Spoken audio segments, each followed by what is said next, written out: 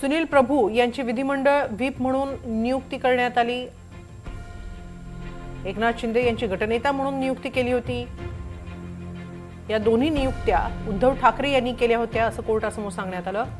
विधान परिषद मतदान सुरू होतं त्यावेळी हे क्रॉस मतदान करण्यात आलं। हे आमदार सुरतला गेले आणि तिथं एका हॉटेलमध्ये थांबले होते।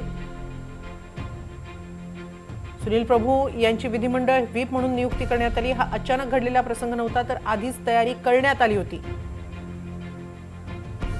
तिथून सर्व आमदार चार्टर प्लेननं गुवाहाटीला पोहोचले। सुरतहून आमदार गुवाहाटीला पोहोचले हा योगायोग नव्हता। सरकारच्या काळात लोकांनी कधीच तक्रार केली नाही।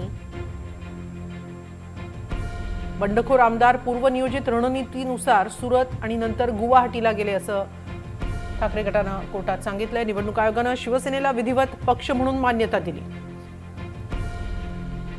बाळासाहेब ठाकरे हे पक्ष प्रमुख होते असंही सिब्बल यांनी कोर्टासमोर सांगितलं। त्यानंतर उद्धव ठाकरे यांनी पक्षाची सूत्र स्वीकारली। पक्ष घटनेच्या कलम 11 अ अंतर्गत 3 उपनेत्यांची नियुक्ती केली। बंडखोर आमदार पूर्वनियोजित रणनीतीनुसार सुरत गुवाहाटीला गेले। तर विधिमंडळ पक्ष हा राजकीय पक्ष नाही असा युक्तिवाद सिब्बल यांनी कोर्टात केला।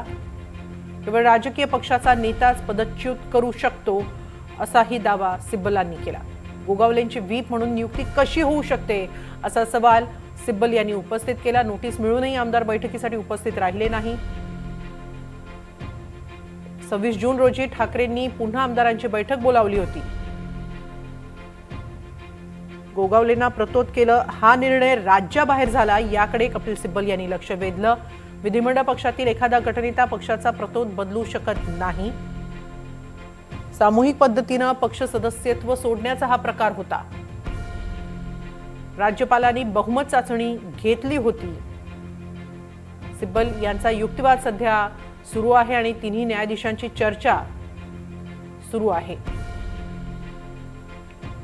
दरम्यान काही सर्वोच्च न्यायालयानं काही सवाल उपस्थित केलेत। निवडणूक चिन्ह नक्की कोणाचं असतं?